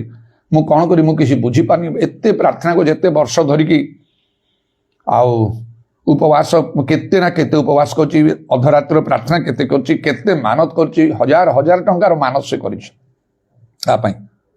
5,000, 10,000 ଏପରି। ମୋତେ ଆଶ୍ଚର୍ଯ୍ୟ ଲାଗେ, ତମେ ଏଇଟା କୋଉଠୁ ପାଉଛ ଏ ପଇସା? କେମିତି ତମେ ମୋତେ ଏଇଟା ଦେବ? କେମିତି ମୁଁ ଗ୍ରହଣ କରିବି? ନାଇଁ ଅଛନ୍ତି, ଆମ ପାଖରେ କିଛି ନାହିଁ ସେମିତି ତ ନାହିଁ ନା। ଆଉ ତେଣୁ ପ୍ରଭୁ ଦେବେ, ପ୍ରଭୁ ବୁଝିବେ ସେ କଥା। ଠିକ୍ ଅଛି, ଶକ୍ତିର ବାହାରେ ବି କରିଛନ୍ତି। କ'ଣ କରାଯିବ ମୁଁ ଆଉ ଜମା ଦେଖିପାରୁନାହିଁ। ତାଙ୍କ ବାପା ବି ଥରେ କହିଲେ, ସେମାନେ କହିଲେ ଏ ନୂଆ ଗାଡ଼ିଟା 55-60 ହଜାର ହେଇଛି, ନଷ୍ଟ ହେଇଯାଉଛି, ଆଉ କାହିଁକି ଆମେ ବିକ୍ରି କରିଦେଉ? ମୁଁ କହିଲି ଟିକେ ଅପେକ୍ଷା କର, ବ୍ୟସ୍ତ ହନି, ମୁଁ ବି ପ୍ରାର୍ଥନା କରୁଛି, ମୁଁ ବି କିଛି ସ୍ୱପ୍ନ ଦର୍ଶନ ପାଉଛି ତମାନଙ୍କ ବିଷୟରେ ନେଇକି। ମୁଁ ନିଜେ ଦେଖିଲି ଯେ ସେଟା ତାକୁ ବୁଝାଉଛି, ମରିଯାଇଛି, ତାକୁ ଫୁଲ ସବୁ ଦେଇକି କିଛି ଲୋକ ଜଣାପଡ଼ୁନି, କିନ୍ତୁ ମୁଁ ମଧ୍ୟ ସେଇଠି ଫୁଲ ଦେଉଛି, କିନ୍ତୁ ସେଇ ବୋଲିକି ମୁଁ ଭାବୁଛି ଏମିତିକା ବିଷୟ। ତାମାନେ ଠିକ୍ ଅଛି, ମୁଁ ଆଉ ଟିକେ ଅଧିକ ବିଶ୍ୱାସ ଥିଲେ, ମରିଗଲେ ମଧ୍ୟ ବଞ୍ଚିବ ଯିଏ ଯୀଶୁରେ ବିଶ୍ୱାସ କରେ, ବଞ୍ଚିଥିଲେ ମରିବନି, ଏମିତି କଥା ପ୍ରାର୍ଥନା କର। ମୁଁ ମଧ୍ୟ କରୁଛି। 3.5 ବର୍ଷ ହେଇଗଲା ଏ ନୂଆ ଗାଡ଼ିଟା ସେମିତି ହେଇକି। ପାଖ ପଡ଼ିଶା ଲୋକମାନେ ମଧ୍ୟ ବେକାର କାହିଁ ନଷ୍ଟ କରୁଛ, ବ୍ୟବହାର କର, ନହେଲେ ବିକ୍ରି କରିଦିଅ, କିଛି ପଇସା ତ ପାଇବ। ରୁହ, କିଛି ବ୍ୟସ୍ତ ହଉନି। ତାପରେ କହିଲେ ଆଉ କ'ଣ କରାଯିବ? ବର୍ତ୍ତମାନ ସମସ୍ତ ଲୋକ ଆମର ବାଧ୍ୟ କରୁଛନ୍ତି ମୋତେ ବାପାଙ୍କ ସହିତ ଆଉ ମୋର ମଧ୍ୟ ଏଇ ଆଖିର ଅପରେସନ୍ କରିବାକୁ, ଯାହା ଡକ୍ଟର ପରାମର୍ଶ କରିବେ। ମୁଁ କହିଲି ଦେଖ ଚିନ୍ତା କର, ମୁଁ ବି ପ୍ରାର୍ଥନା କରୁଛି, ଆଉ ପ୍ରାର୍ଥନା କରିକି ଯଦି ସେଇଭଳିଆ କୌଣସି ପ୍ରତିବନ୍ଧକ ନାହିଁ କରିନିଅ, ମୁଁ ଆଉ କିଛି ଅଧିକ କହିପାରିବି ନାହିଁ। ତାପରେ ସେମାନେ ସ୍ଥିର କଲେ ତାର ଅପରେସନ୍ କରିବା ପାଇଁ। ଆଉ ଯେତେବେଳେ ଡକ୍ଟରଙ୍କ ପରାମର୍ଶ ନେଲେ, ଡକ୍ଟର କହିଲେ ଯେ ରାଇଟ୍ ସାଇଡ଼୍ରେ କାଟ୍ରାକ୍ଟ ଡେଭଲପ୍ କରିଛି। ହେଲେ ଏମିତି ମୁଁ କହିଲି କାଟ୍ରାକ୍ଟ ଡେଭଲପ୍ କଲେ ସେଟା ରିମୁଭ୍ କଲେ ତ ଦେଖାଯିବ ଭଲରେ। ଆଉ ଗଭର୍ଣ୍ଣମେଣ୍ଟ ହସ୍ପିଟାଲ, ସେ ବଡ଼ ମେଡ଼ିକାଲରେ ସେମାନେ ଆଉ ଥାଇକି ଡକ୍ଟରଙ୍କ ସହିତ କନସଲ୍ଟ କଲା ପରେ ଡକ୍ଟର କହିଲେ ପ୍ରାଇଭେଟରେ କରିଦିଅ ଭଲ ହେବ। ଏଠି ଏମିତି ଗୋଟେ କାମ ଚଳା କାମ ହୁଏ, ଅସଂଖ୍ୟ ଲୋକ, ସ୍ପେଶାଲ ଆଟେନସନ୍ ଦିଆ ହେଇପାରିବନି। ତମର ଯଦି ହେଲ୍ଥ କାର୍ଡ଼ ଅଛି ନାହିଁ ତ ହେଲ୍ଥ କାର୍ଡ଼ ନାହିଁ, ପ୍ରାଇଭେଟରେ କଲେ ଭଲ ହେବ। ଆଉ ଅଧିକ କ'ଣ କହିବେ ଡକ୍ଟର। ଶେଷରେ ଲାୟନ୍ସ କ୍ଲବ୍ ଯେଉଁଟା OMC ପାଖରେ, ସେଠି 3 ଦିନ ତଳେ ତାଙ୍କ ବାପାଙ୍କର ମଧ୍ୟ ସେ ମେଡ଼ିକାଲରେ ପଡ଼ିଗଲା ପରେ ଆଖିଟା ଯେଉଁଟା ଭଲରେ ଦେଖାଉଥିଲା ଗୋଟେ ସାଇଡ଼ ଦେଖାଗଲା ନାହିଁ। ସେଇଟା କ'ଣ ଜଣାପଡ଼ିଲା ରକ୍ତ ଜମାଟ ହେଇଛି। ତାଙ୍କୁ ସେ ରକ୍ତ ଜମାଟ କରିବା ପାଇଁ କ'ଣ ତାଙ୍କ ମେଡ଼ିସିନ ଇତ୍ୟାଦି ଦେଇକି ସେ ଆସ୍ତେ ଆସ୍ତେ ସେ କରୁଛନ୍ତି ମୋର ଦେଖାଯାଉଛି। ସେ ବି ମୁଣ୍ଡ ବୁଲିକି ଦୁର୍ବଳ ହେଇ ଯାହା ହେଉଥିଲା ଆସ୍ତେ ଆସ୍ତେ ସବୁ ନର୍ମାଲ ହେଇକି ଆସିଲେଣି। ଆଉ ତାପରେ ଆ ପାଇଁ ଦେଖିଲେ ନା କ୍ୟାଟରାକ୍ଟ ଡେଭଲପ୍ କରିଛି। ସେ ଡକ୍ଟର ନିଜେ କୁଆଡ଼େ ତାକୁ ପଚାରିଲେ ଆଉ ତମେ କ'ଣ କରୁଛ? କହିଲା ନା ମୁଁ କିଛି କରିନି। ଆଉ ଘରେ କେତେ ଜଣ ସବୁ? ମୁଁ, ମୋ ଭଉଣୀ, ମୋ ବାପା। ଆଉ ଗୋଟେ ଭଉଣୀ କ'ଣ କରନ୍ତି? ସେ ଡକ୍ଟର ପଚାରେ। ନାଇଁ ସେ ବି କିଛି କରେନି। ବାପା ସେ କାମ କରୁଥିଲେ ଷ୍ଟୁଆର୍ଟ ସ୍କୁଲରେ, ଆଉ ତେବେ ଗୋଟେ ଛୋଟ କାମ ସେ କରୁଥିଲେ ଗୋଟେ ପିଅନ ଭାବରେ। ଆଉ ସେ ବି ରିଟାୟାର କରିଯାଇଛନ୍ତି। ଆଉ ବର୍ତ୍ତମାନ ବି କିଛି ନାହିଁ। ହେଲ୍ଥ କାର୍ଡ଼ ତମର ଅଛି? ନାହିଁ କିଛି ନାହିଁ। ସେ କହିଲେ କ'ଣ? ସେ ଡକ୍ଟରଙ୍କ ମନରେ ହେଲା ତାଙ୍କର ଡାଇରେକ୍ଟର ପାଖକୁ ପଠେଇକି ଲୋକ ପଠେଇକି କହିଲେ ଆକୁ ଫ୍ରି କରିଦିଅ, ତାର ଅପରେସନ ଚାର୍ଜ 16,000 ଫ୍ରି କରିଦେଲେ ସେ, ଯିଏକି ତାର ଫ୍ରିରେ ହେବ। ତାପରେ ତାର ଅପରେସନ ହେଲା, କରିକି କ୍ୟାଟରାକ୍ଟ ରିମୁଭ୍ କରିଦେଲେ। ଆଉ କ'ଣ ସେ କହିଲେ କେବଳ ତୁମର ଲେନ୍ସ ର ପଇସା ଯାହା ଲାଗିବ ତୁମେ ଖର୍ଚ୍ଚ କର। ତାଙ୍କର ଜଣେ ଲୋକ ଖୁବ୍ ପଇସା ବାଲା କଟକରେ ମଧୁସୂଦନ ନଗରରେ ତାଙ୍କର ଘର ବିଲ୍ଡିଂ ସବୁ କରିକି ସେ ଅଛନ୍ତି। ସେ ଆସିଲେ ସେ ତାର ସବୁ ଦାୟିତ୍ୱ ନେବା ପାଇଁ। କହିଲେ ହେଲ୍ଥ କାର୍ଡ଼ ଏସବୁ କିଛି ଆବଶ୍ୟକ ନାହିଁ, ଯାହା ପଇସା ଖର୍ଚ୍ଚ ଆମେ କରିବୁ, ତା କାମଟା ଭଲ ହେବା ଦରକାର। ଆଉ ସେ ପ୍ରାୟ 20,000 ଖର୍ଚ୍ଚ କଲେ ତା ପାଇଁ। ଯଦି ସେଇ ଆଉ ଇଏ ଚାର୍ଜ ବି ନିଆ ହେଇଥାନ୍ତା ଅପରେସନର, ତାହେଲେ 20 ଆଉ କ'ଣ 16,000 ମାନେ 36,000 ହେଇଥାନ୍ତା, 36,000 ହେଇଥାନ୍ତା। ଆମକୁ 36 ଟଙ୍କା ଖର୍ଚ୍ଚ କରିବାକୁ ପଡ଼ିଲା ନାହିଁ। ତାପରେ ପରଦିନ ଆଉ ତାର ଅପରେସନ ଆସିଲା, ଆଖିରେ କ'ଣ ବନ୍ଧା ହେଇକି ସବୁ। ମୁଁ ଗଲି ଦେଖିଲି, ଟିକେ ପ୍ରାର୍ଥନା କଲି, ତାଙ୍କ ବାପା ଭଲରେ ଅଛନ୍ତି। ତାର ଏମିତି ବନ୍ଧା ହେଇଛି। କହିଲେ ବର୍ତ୍ତମାନ ତ ମୋତେ ଆଉ କିଛି ଦେଖାଯାଉନି, ତମ ରଖେଇ ଦେଉଛ? ଓକେ ଠିକ୍ ଅଛି। ମୁଁ ପ୍ରାର୍ଥନା କଲି କ'ଣ ହେବ, କେତେ ଦିନ ରହିବା। ତାର ନେକ୍ସଟ ଡେ ଡାକିଲେ ତାକୁ ସେଟା ବାହାର କରିଦେବା ପାଇଁ। ସେ ବାହାର କରିଦେଲେ। ଆଉ ତାପରେ ମୋତେ ଫୋନ୍ କରି ଜଣାଇଲେ, ଏତେ ଖୁସିରେ ଫୋନ୍ କରି ଜଣାଇଲେ ଯେ, ଆଉ ସେ କହିଲା ମୁଁ ବର୍ତ୍ତମାନ ସ୍ପଷ୍ଟ ଦେଖିପାରୁଛି, ଏମିତି ମୁଁ କେବେ ଜୀବନରେ ଦେଖିନଥିଲି। କ'ଣ କରିଛନ୍ତି ମୁଁ କିଛି ଜାଣିପାରୁନି, ମୁଁ ସ୍ପଷ୍ଟ ଦେଖିପାରୁଛି ବର୍ତ୍ତମାନ। କେବଳ ବ୍ଲାକ୍ ମୋତେ ଗ୍ଲାସ୍ ଲଗାଇ ଦେଇଛନ୍ତି। ଆଉ ଯେତେବେଳେ ସେଟା ଆଖିରୁ ସେଟା ବାହାର କରିଦେଲେ ମୋତେ ପଚାରିଲେ କ'ଣ ଦେଖିପାରୁଛ କେମିତି? ମୋତେ ଆଶ୍ଚର୍ଯ୍ୟ ହେଲା। ମୁଁ କ'ଣ ଦେଖୁଛି? ସେଗୁଡ଼ା କାଚ, ଏଗୁଡ଼ା ମଣିଷ ନା କାଚ ନା କ'ଣ? କେବଳ କାଚ ପରି ସ୍ପଷ୍ଟ ମୋତେ ଦେଖାଯାଉଛି। ଆଉ କହିଛନ୍ତି ଗୋଟିଏ ମାସ ପର୍ଯ୍ୟନ୍ତ ସେ ବ୍ଲାକ୍ ଗ୍ଲାସ୍ଟା ପିନ୍ଧିବ, ଆଉ କ'ଣ କ'ଣ ସବୁ ପ୍ରିକସନ୍ ନେବା ପାଇଁ। ମୁଁ ବର୍ତ୍ତମାନ ଗାଡ଼ି ଚଲେଇ ପାରିବି। ଆଉ ମୁଁ ତ ଚଲାଉଥିଲି, କେବଳ ମୋର ଏଇଟା ପାଇଁ ମୋର ଚିନ୍ତା ଥିଲା। ସେଇଠି ବି 20,000 ଖଣ୍ଡେ ଖର୍ଚ୍ଚ ହେବ। ଆମ ଲୋକମାନେ ବର୍ତ୍ତମାନ କେମିତି ପ୍ରଭୁ ସେମାନଙ୍କର ମନରେ ପ୍ରେରଣା ଦେଇଛନ୍ତି ଆମର ସମସ୍ତ ଘର ଖର୍ଚ୍ଚ ଚଳାଇବା ପାଇଁ, ସବୁ ବିଷୟରେ ଦାୟିତ୍ୱ ନେଉଛନ୍ତି। କିଛି ବିଷୟ ଚିନ୍ତା କରିବା ପାଇଁ ସବୁ କହୁନାହାନ୍ତି। ଆମ ହାତରେ କିଛି ବର୍ତ୍ତମାନ ଲାଗୁନି ହାତରୁ। ସମସ୍ତ ଲୋକମାନେ ଆମର କହୁଛନ୍ତି ଯାହା ଖର୍ଚ୍ଚ ହେବ ତମେ ଚିନ୍ତା କର, ତମେ ଗାଁରେ ରହିପାରିବ ନାହିଁ, ଆମେ ଜାଣିଛୁ, କଟକରେ ଜନ୍ମ ହେଇଛ, ରୁହ, ଭାବନି ଆମର କେହି ନାହାନ୍ତି କହିକି, ଆମେ ସମସ୍ତେ ଅଛୁ ତମ ପାଇଁ। ଏମିତି ଲୋକମାନେ ସବୁ ଆମର ଦାୟିତ୍ୱ ଭାର ନେଇଛନ୍ତି। ଆଉ ତେଣୁକରି ସେ ରିକ୍ୱେଷ୍ଟ କଲା ଆଉ ମୋତେ ଟିକେ ଟାଇମ୍ ଦେବେ। ଆଉ ସୁଜାତା ତ ଭଲରେ ସବୁ କରିପାରୁନାହିଁ, ଆଉ ତଥାପି ଟିକେ ଟିକେ କଥାରେ ବି ସେ ଚିଡ଼ି ଯାଉଛି। ମୁଁ କିଛି ଦିନ ରେଷ୍ଟ କରିବି, ତା ଭିତରେ ମୋ ଗାଡ଼ିଟାକୁ ସଜାଡ଼ି ଦେବି। ଆଉ ତାପରେ ଆମେ ଯେତେବେଳେ ଆସିବୁ ଆମେ ମୋ ଗାଡ଼ିରେ ଆମେ ଆସିବୁ। ଆଉ ପ୍ରଭୁ ଏତେ ବଡ଼ କାର୍ଯ୍ୟ ମୋ ପାଇଁ କରିଛନ୍ତି, ପ୍ରଭୁଙ୍କର ଧନ୍ୟବାଦ ହଉ। ବାଇବେଲରେ ଯେ ଲେଖା ହେଇଛି ବିଶ୍ୱାସୀ ପକ୍ଷରେ ସବୁ ସମ୍ଭବ, ପ୍ରଭୁଙ୍କ ସେବାରେ ପରିଶ୍ରମ ନିଷ୍ଫଳ ନାହିଁ। ମୋର ଗୋଟେ ସ୍ପେଶାଲ ଫେଭର ସେମାନଙ୍କ ପାଇଁ କାହିଁକି ଅଛି? ପ୍ରେରିତିକ ଶିକ୍ଷା ଗ୍ରହଣ କରିଛନ୍ତି, ସେମାନେ ବାକ୍ୟ ଗ୍ରହଣ କରିଛନ୍ତି। ଯେଉଁମାନେ ବାକ୍ୟ ଗ୍ରହଣ କରନ୍ତି ନାହିଁ ସେମାନଙ୍କ ପାଇଁ ମୋର ସ୍ପେଶାଲ ଫେଭର ନଥାଏ। ଏଇଟା ମୁଁ ଖୋଲିକି ସବୁ ଜାଗାରେ କହେ। ପ୍ରଭୁ ତ ତାଙ୍କ ପ୍ରତି ଅନୁଗ୍ରହ ଦୟା ପ୍ରକାଶ କରେନି, କରିବେ କାମ ସେମିତି କରିବେ ନାହିଁ। ମୁଁ ପ୍ରଭୁଙ୍କ ଦାସ, କଡ଼ାକଡ଼ି ଭାବରେ କାମ କରେ। ଜବରଦସ୍ତ କେହି ମୋ ଠାରୁ ଫେଭର ନେଇପାରିବ ନାହିଁ।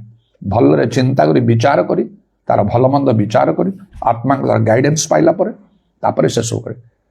ଆମ ବିପକ୍ଷ ହେବାଟା ବିନାଶର ବିଷ ପଦେ କଥା କହିଲେ ଏମିତି ଶିକ୍ଷା ଦିଆଯାଉଛି ତାପରେ ଏଇ ଅବସ୍ଥା ତାଙ୍କ ବାପାଙ୍କର ମୁଁ ଜାଣିଲି ଲୋକ ମରିବ ଏ ବଞ୍ଚିବେ ନାହିଁ ସେମାନଙ୍କ ପାଇଁ ପ୍ରାର୍ଥନା କଲି ତାଙ୍କର ଯାହା ଭୁଲ କ୍ଷମା କର ତାଙ୍କ ଲୋକମାନଙ୍କ ଯାହା ଭୁଲ କ୍ଷମା କର ଏ ଦୁଇ ଜଣଙ୍କ ପାଇଁ ବଞ୍ଚି ଆଜି ସେ ବଞ୍ଚିଛନ୍ତି ସେମାନେ ଯେତେବେଳେ ଆସିଲେ ସେମାନେ କହିଲେ ତାଙ୍କର ପଡ଼ିଶା ଲୋକମାନେ ଯୋଉଠି ଅଛନ୍ତି ନ୍ୟୁଜ୍ ଷ୍ଟୁଆର୍ଟରେ ଏଇଟା କେବଳ ଈଶ୍ୱରଙ୍କର କାର୍ଯ୍ୟ ଏଇଟା କେବଳ ଈଶ୍ୱରଙ୍କ କାର୍ଯ୍ୟ ତମ ପାଇଁ ପ୍ରଭୁ ଏତେ ବଡ଼ କାର୍ଯ୍ୟ କଲେ ତମ ବାପାଙ୍କୁ ଏଇ ଅସୁସ୍ଥତାରେ ପକେଇ ତମ ଲୋକମାନଙ୍କୁ ଆଣିକି ଏଇଟା ତମ ପାଇଁ ଏ କାର୍ଯ୍ୟ ସବୁ କରାହେଲା କହେ ସେ କହିଲା ମୁଁ ଗୋଟେ ସ୍ୱପ୍ନ ଦେଖିଛି କହିଲା ଆମ ଘରେ ଗୋଟେ ଆନନ୍ଦର ଗୋଟେ ଖୁସିର ମାହୋଲ ସୃଷ୍ଟି ହେଇଛି ଆମ ଲୋକମାନେ ସବୁ ଅଛନ୍ତି ଆପଣ ଆସିଛନ୍ତି ଆଉ ଗିର୍ଜା କରୁଛନ୍ତି କ'ଣ ସେ ଆଜି ପର୍ଯ୍ୟନ୍ତ ପ୍ରଭୁ ଆମକୁ କିଛି ଖୁସି ଆନନ୍ଦ ଦେଇନାହାନ୍ତି ଖାଲି ଦୁଃଖ ଦୁଃଖ ଦୁଃଖ ଭିତରେ ଆମେ ଯାଇଛୁ ଗୋଟେ କାର୍ଯ୍ୟ କରିଛୁ କିପରି ପ୍ରଭୁ କାର୍ଯ୍ୟ କରନ୍ତି ପ୍ରଭୁଙ୍କର ଗୋଟେ ସମୟ ପହଞ୍ଚିଲା ବେଳେ ଆମେ ଭାବୁଛୁ ଏଇଟା ଖରାପ କିନ୍ତୁ ତା ଭିତରେ ଭଲ ଥିବ ଏ ଦୁଃଖ ଏ ସମସ୍ୟା ଏସବୁ ଆସିଲା ତା ଭିତରେ ଏତେ ଗୋଟେ ଭଲ ବିଷୟ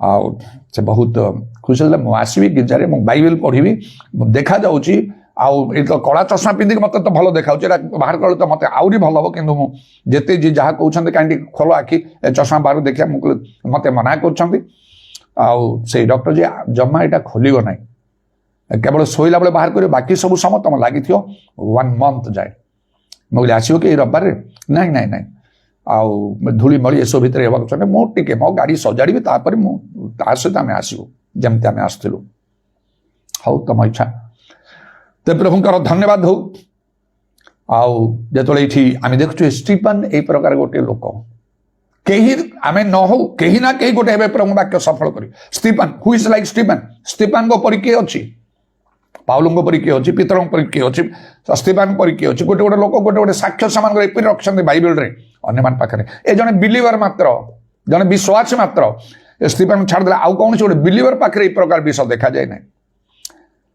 ସେ ଜଣେ ବିଶ୍ୱାସୀ ହେଲେ ମଧ୍ୟ ପ୍ରେରିତମାନଙ୍କ ଠାରୁ କମ୍ ନାହାନ୍ତି ସେ ପବିତ୍ର ଆତ୍ମାରେ ପୂର୍ଣ୍ଣ ହେଲେ ପ୍ରେରିତମାନେ ମାତ୍ର ଷ୍ଟିଫେନ୍ଙ୍କ ବିଷୟରେ ଯୋଉ କଥା ସବୁ ଡିଟେଲ ଲେଖିଲା 5ଟା କଥା ସେ କ'ଣ ନା ବିଶ୍ୱାସରେ ପୂର୍ଣ୍ଣ ଜ୍ଞାନରେ ପୂର୍ଣ୍ଣ ଶକ୍ତିରେ ପୂର୍ଣ୍ଣ ଅନୁଗ୍ରହରେ ପୂର୍ଣ୍ଣ ପବିତ୍ର ଆତ୍ମାରେ ପୂର୍ଣ୍ଣ 5ଟି କଥା କାହା ବିଷୟରେ ଲେଖା ହିଁ ନାହିଁ ନୂତନ ନିୟମରେ କରିଛନ୍ତି ସେମାନେ ଆଉ ଏସବୁ ସହିତ କାର୍ଯ୍ୟ କରିଛନ୍ତି ମାତ୍ର ଷ୍ଟିଫେନ୍ଙ୍କ ବିଷୟରେ ଡିଟେଲ ଲେଖା ମହାସଭାରେ ଯେତେବେଳେ ସେ ବସି କଥା ତାଙ୍କ ମୁଖ ଦୂତଙ୍କ ମୁଖ ପରି ଦେଖାଯାଉଛି ଏଇ କଥା ମଧ୍ୟ କାହା ବିଷୟରେ ଲେଖା ହିଁ ନାହିଁ ଜଣେ ବିଲିଭର ଜଣେ ବିଶ୍ୱାସୀ କି କୋଉ ସ୍ତରକୁ ଗଲେ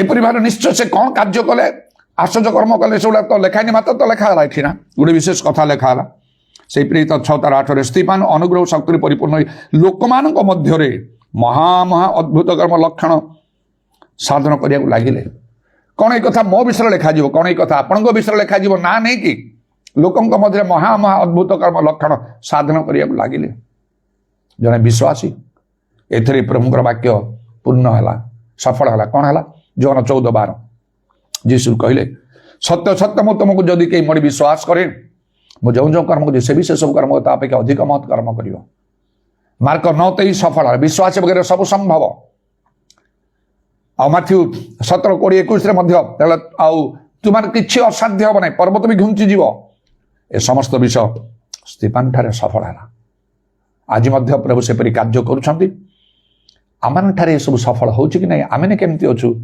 ଏଇଟା ଆମକୁ ଦେଖିବାକୁ ଯେଉଁ ସମୟରେ ଶିଷ୍ୟମାନଙ୍କ ସଂଖ୍ୟା ଅତିଶୟ ବୃଦ୍ଧି ପାଇଲା ନିଜ ବିଷୟରେ ଉଚ୍ଚ ଧାରଣା ଆମକୁ ରଖି ଲାଭଟା କ'ଣ ହେବ ମୁଁ ଭଲ ଲୋକ ଭଲ ପ୍ରାର୍ଥନା କରୁଛି ଭଲ ପ୍ରଭୁଙ୍କ ସେବା କରୁଛି ଭଲ କାର୍ଯ୍ୟ କରୁଛି ଭଲ ଶିକ୍ଷା ଦେଉଛି ଭଲ ପ୍ରଚାର କରୁଛି କି କ'ଣ ଲାଭ ଏଇଟା କ'ଣ ଅଛି କିଛି ନାହିଁ ଏଥିରେ ପ୍ରାକ୍ଟିକାଲ ବିଷୟ କ'ଣ ଶିଷ୍ୟମାନଙ୍କ ସଂଖ୍ୟା ବୃଦ୍ଧି ପାଉଛି କ'ଣ ପ୍ରେରିତ ଥିଲେ ପାଷ୍ଟର ଥିଲେ ଖାଦ୍ୟ ରାନ୍ଧିବା ଜଣେ ଲୋକ ଯାହାକୁ ଲୋକମାନେ ତୁଚ୍ଛ କରିବେ ଖାଦ୍ୟ ରାନ୍ଧୁ ଜଣକୁ ଆଜ୍ଞା ସାର୍ ନମସ୍କାର ମହାଶୟ କହିବେ କିଏ ଦରକାର କଥା ଏଇଟା ବନେଇଲୁ ଶୀଘ୍ର କରି ଏତେ ସମୟ କ'ଣ କହୁଛୁ ଧମକି କହିବେ ସେ ଲୋକ ଟାଇମ୍ ବାହାର କରି କ'ଣ ପ୍ରଭୁ ପାଇଁ କାର୍ଯ୍ୟ ନ କରୁଛନ୍ତି ପ୍ରକୃତରେ ଗୋଟେ ୟୁନିକ୍ ପର୍ସନ୍ ଏଇଟା ହେବା ଆମ ପାଇଁ ଭଲ ଏପରି କରିବା ଆମମାନଙ୍କର ଆବଶ୍ୟକ ଇଚ୍ଛା କରିଦେଲେ ଖାଲି ହେବ ନାହିଁ କହିଦେଲେ ହେବ ନାହିଁ କେତେ ପରିଶ୍ରମ କରିଥିବେ ଏ ଯେଉଁ ସବୁ ପୂର୍ଣ୍ଣ ହେବା ପାଇଁ ଆମମାନଙ୍କୁ ମଧ୍ୟ ସେ ଲକ୍ଷ୍ୟ ରଖିବାକୁ ହେବ କ'ଣ ବିଶ୍ୱାସରେ ପରିପୂର୍ଣ୍ଣ ହେବାକୁ ଜ୍ଞାନରେ ପରିପୂର୍ଣ୍ଣ ହେବାକୁ ଆଉ ପବିତ୍ର ଆତ୍ମାରେ ପରିପୂର୍ଣ୍ଣ ହେବାକୁ ଅନୁଗ୍ରହରେ ପରିପୂର୍ଣ୍ଣ ହେବାକୁ ଶକ୍ତିରେ ପରିପୂର୍ଣ୍ଣ ହେବାକୁ ଏ 5ଟି ଦ୍ୱାରା ଏପରି ବିଶେଷ କାର୍ଯ୍ୟ କଲେ ଲୋକମାନଙ୍କ ମଧ୍ୟରେ ଆଉ ସେ କେମିତି କାର୍ଯ୍ୟ ସେ କରିଛନ୍ତି ତାର ହିସାବ ତ ବର୍ଣ୍ଣନା ଏଠି କରା ହିଁ ନାହିଁ। ସେଇଠି ତ ପ୍ରେରିତ ନଥିଲେ, ତେଣୁକରି ଏତେ ଡିଟେଲ କଥା ଲେଖା ହିଁ ନାହିଁ, ଅଳ୍ପ ମାତ୍ର ଲେଖା ହେଲା। ଆଉ ଲୋକମାନଙ୍କର ସମ୍ମୁଖରେ ସମସ୍ତେ ଦେଖିଲେ ସେ ପ୍ରଭୁଙ୍କ କଥା କହିଲା ବେଳେ ମହାସଭାରେ ତାଙ୍କ ମୁଖ ଦୂତଙ୍କ ମୁଖ ପରି ଦେଖାଯାଉଛି। ଜଣେ ବିଶ୍ୱାସର କୋଉଠି ସ୍ଥାନ ଏଇଟା? ନା ଏଠି ପିତରଙ୍କ ଠାରେ ଦେଖାଗଲା, ନା ପାଉଲଙ୍କ ଠାରେ ଦେଖାଗଲା, ନା କାହାଠାରେ? ପୁରାତନ ନିୟମରେ ମୋଶାଙ୍କ ଠାରେ ଦେଖା ହେଇଥିଲା। ସିନା ପର୍ବତରୁ ପରମେଶ୍ୱର ସହିତ କଥାବାର୍ତ୍ତା ବୋଲିବା ସମୟରେ ତାଙ୍କ ମୁଖ ଆଉ ତେଜିଆନ ଦେଖାଯାଉଛି, ଲୋକମାନେ ଅନେଇ ପାରୁନାହାନ୍ତି। ଆଉ କିଛି ଗୋଟେ ସେ ବସ୍ତ୍ର ଦ୍ୱାରା ଆଚ୍ଛାଦନ କରୁଥିଲେ। ଆଉ ଦ୍ୱିତୀୟ ବ୍ୟକ୍ତି ହେଉଛନ୍ତି ଏ ସ୍ତିଫାନ, ଜଣେ ବିଶ୍ୱାସୀ। ଏତେ ସ୍ତରକୁ ଯାଇପାରିବ ଜଣେ? ଆମ ପାଇଁ ଏଇଟା କାହିଁକି ନ ହବ? ଏଥିପାଇଁ ଆମମାନଙ୍କୁ ଚିନ୍ତା କରିବାକୁ ଅଛି, ଚେଷ୍ଟା କରିବାକୁ ଅଛି, ନିଜକୁ ପ୍ରସ୍ତୁତ କରିବାକୁ ଅଛି। ତେବେ ଈଶ୍ୱରଙ୍କ ରାଜ୍ୟ ବି ବୃଦ୍ଧି ହବ। ଯାହା ପ୍ରଭୁଙ୍କର ସେ ବାଞ୍ଛା ଅଗ୍ନି ପ୍ରଜ୍ୱଳିତ ହେଲେ ମୋର ଆଉ କ'ଣ ବାଞ୍ଛା ଅଛି କହିଲେ?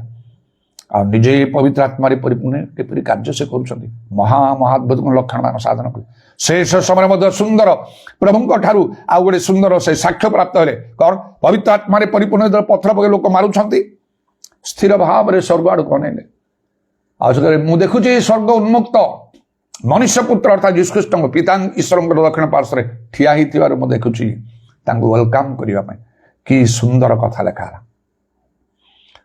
ଆଉ ସେ ଏମିତି କରି ପଥର ପକେଇ ମାରି ମାରି ପ୍ରଭୁ ଏମାନଙ୍କର ପାପ ଏମାନଙ୍କ ଭିତରେ ଗଣନା କରୁନାହିଁ, ତୁମଠାରେ ମୁଁ ଆତ୍ମା ସମର୍ପଣ କରୁଛି କହି ଆଉ କ'ଣ ଲେଖା ହେଲା? ସେ ମହାନିଦ୍ରାଗତ ହେଲେ, ମରିଗଲେ ଲେଖା ହେଇନି, ସେଇଟା ଅସମ୍ମାନ ହବ କହିକି ସେଇଟା ମହାନିଦ୍ରା ପ୍ରାପ୍ତ ହେଲେ। କି ଗୌରବରେ ପ୍ରଭୁ ତାଙ୍କୁ ଗ୍ରହଣ କଲେ। ପ୍ରକୃତରେ ହୁଇଜ୍ ଲାଇକ୍ ସ୍ତିଫାନଙ୍କ ପରି କିଏ? ପ୍ରଭୁ ଚାହାନ୍ତି ଏ ବାକ୍ୟ ଦ୍ୱାରା ଆମମାନଙ୍କୁ କହିବା ପାଇଁ ଯେ ଏ ଚ୍ୟାଲେଞ୍ଜକୁ ତୁମେ ଆକ୍ସେପ୍ଟ କର, ଏପରି କାର୍ଯ୍ୟ କର। ତୁମର ପ୍ରଶଂସା ମଣିଷ ଠାରୁ ହବ ନାହିଁ, ଈଶ୍ୱରଙ୍କ ଠାରୁ ହବ। ହାଲେଲୁୟା, ପ୍ରେଜ୍ ଦ ଲର୍ଡ। ଉଦାରବାଣୀ ଖାରାବା ଶାବାରୀ କୁରାବାନ୍ଦା ଲାରାବାଣୀ ଦାରାବାନ୍ଦା ଲାରାବା। ପ୍ରଭୁ ତୁମ ନାମର ପ୍ରଶଂସା ଗୌରବ ଯୁଗେ ଯୁଗାଦିର ସମ ପାଇଁ ଧନ୍ୟବାଦ, ସୁଯୋଗ ପାଇଁ ଧନ୍ୟବାଦ। ହାଲେଲୁୟା, ମାନଙ୍କୁ ପ୍ରତ୍ୟେକଙ୍କୁ ଅନୁଗ୍ରହ କର, ଦୟା କର ପ୍ରଭୁ। ତାମା ଶାକାଲା ରାବାନୀ ଦାରାବାନ୍ଦା ଲାରାବାନୀ ଖାରାବାନ୍ଦା ଲାରାବା। ଯୀଶୁଙ୍କ ନାମରେ, ଯୀଶୁଙ୍କ ନାମରେ, ଯୀଶୁଙ୍କ ନାମରେ ଦୟା କର। ତୁମେ ଆଶ୍ଚର୍ଯ୍ୟ ମନ୍ତ୍ରୀ ପରାକ୍ରାନ୍ତ ପରମେଶ୍ୱର ଅନନ୍ତ କାରଣ ପିତା ଓ ଶାନ୍ତିରାଜ। ତୁମେ କାର୍ଯ୍ୟ କଲେ କି ଅନ୍ୟଥା କରିପାରିବ ପ୍ରଭୁ? ତୁମେ ଅନୁଗ୍ରହ କର, ଦୟା କର। Hallelujah, hallelujah, hallelujah, hallelujah. ଅତି ଅଳ୍ପ ସମୟ ଅଛି, ତୁମର ଆଗମନ ସମୟ ଅତି ନିକଟ। ସେଇ ଅଳ୍ପ ସମୟକୁ ପ୍ରଭୁ ଆମେ ଯେପରି ଠିକ୍ ଭାବରେ ବ୍ୟବହାର କରୁ, ଯେତେବେଳେ ତୁମେ ସେ ଦୃଷ୍ଟାନ୍ତ ଦେଲ ସେ ଜଣେ ବ୍ୟକ୍ତି କିପରି ତାଙ୍କର ଆଉ କ୍ଷେତ୍ରରେ କାର୍ଯ୍ୟ କରିବା ପାଇଁ ମୂଲିଆ ସବୁ ସଂଗ୍ରହ କଲେ, ସକାଳ ସମୟରୁ ଆରମ୍ଭ କରିକି ଆଉ ଭିନ୍ନ ଭିନ୍ନ ସମୟରେ ଯେଉଁମାନଙ୍କୁ ନିଷ୍କର୍ମା ଦେଖିଲେ ସେମାନେ ଡାକିଲେ। ଶେଷରେ 5 ଘଣ୍ଟା ଆଉ 1 ଘଣ୍ଟା ଥିଲା, ଡାକିଲେ। ଆଉ ସେମାନେ ମଧ୍ୟ ଯେତେବେଳେ କାର୍ଯ୍ୟ କଲେ ସମାନ ମୂଲ୍ୟ ସେମାନଙ୍କୁ ଦେଲେ। ସେହି ପ୍ରକାର ଆମେ ଶେଷ ଘଣ୍ଟାରେ ଆମେ ଅଛୁ, ଶେଷ ସମୟରେ ବିଶ୍ୱସ୍ତ ଭାବରେ ତୁମର କାର୍ଯ୍ୟ କରିବାକୁ, ତୁମର ସନ୍ତୋଷଜନକ କାର୍ଯ୍ୟ କରିବାକୁ, ତୁମ ରାଜ୍ୟ ନିମନ୍ତେ ଲାଭ ସ୍ୱରୂପ ପାଇଁ ଅନୁଗ୍ରହ କର। ନିଜେ ଯଦି ଆମେ ଯୋଗ୍ୟ ପ୍ରସ୍ତୁତ ନ ହେବୁ ତାହେଲେ କେବେ ବି ତାହା ଘଟିବନି ଆମମାନଙ୍କ ପାଇଁ। ତୁମେ ଅନୁଗ୍ରହ କର। ତଥାପି କେତେକଙ୍କ ଜୀବନରେ ତାହା ସଫଳ ହେଉଛି। ଉରାବା ଶାଖାଲା ରବାନୀ ଖାରାବା, ଆମ ପାଇଁ କାହିଁକି ତାହା ନ ହେବ? ଏହିପରି ଭାବରେ ତୁମର ସେ ଆହ୍ୱାନକୁ ଗ୍ରହଣ କରିବା ପାଇଁ ତୁମେ ଦୟା କର। ଯାହା ପାଇଁ ଯାହା ପ୍ରୟୋଜନ ତାହା ପାଇଁ ତୁମେ ତାହା ସାଧନ। ତୁମର ଶାନ୍ତି ଅନୁଗ୍ରହ ଆମ ସମସ୍ତଙ୍କର ସହବର୍ତ୍ତୀ ହଉ। ତୁମର କଣ୍ଟାବିଧା ପାଦକୁ ପ୍ରଣାମ ଚୁମ୍ବନ ଏବଂ ତୁମର ହସ୍ତରେ ଆମମାନଙ୍କର ସରବଣାତ୍ମା ସବୁ ସମର୍ପଣ କରି ଶୁଣିଲ ବୋଲି ଧନ୍ୟବାଦ ଦେ ନିତ୍ୟ ଜୀବିତ ପ୍ରଭୁ ଯୀଶୁ ଖ୍ରୀଷ୍ଟଙ୍କ ନାମରେ ଏହି ପ୍ରାର୍ଥନା କରୁଅଛି, ଆମେନ୍। In the name of Jesus, in the name of Jesus, we have the victory. Hallelujah. In the name of Jesus, in the name of Jesus, Satan will have to flee. When we stand in the name of Jesus, tell me who can stand before. In the mighty name of Jesus, we have the victory. In the mighty name of Jesus, we have the victory. ପିତା ଈଶ୍ୱରଙ୍କର ପ୍ରେମ, ପ୍ରଭୁ ଯୀଶୁ ଖ୍ରୀଷ୍ଟଙ୍କର ଅନୁଗ୍ରହ, ପବିତ୍ର ଆତ୍ମାଙ୍କର ସହାୟତା, ପ୍ରଭୁ ଯୀଶୁଙ୍କର ଗୌରବ ପୁନରାଗମନ ପର୍ଯ୍ୟନ୍ତ ଆମ ସମସ୍ତଙ୍କର ସହବର୍ତ୍ତୀ ହଉ, ଆମେନ୍।